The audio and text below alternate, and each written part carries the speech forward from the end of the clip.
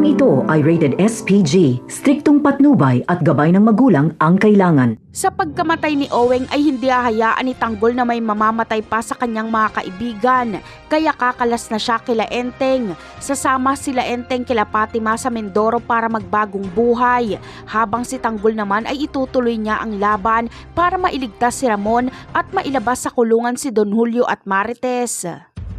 Kinabukasan ng umaga, habang paalis na sana sila Enteng at ang pamilya Benito papuntang Mindoro nang biglang dumating si Divina.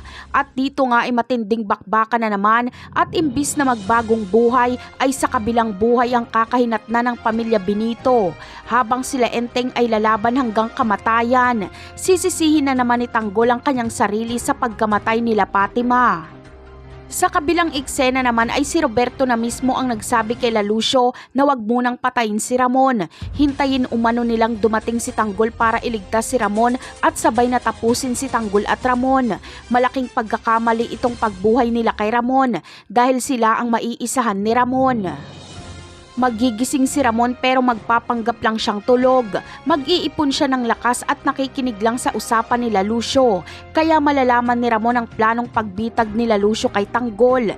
Kapag makatsyempo ay tatakas si Ramon. Kaya ikakagulat nila Lucio dahil biglang maglalaho si Ramon sa kanyang hinihigaan. Napakarami pa nating dapat abangan sa mga susunod na episode. Paalam!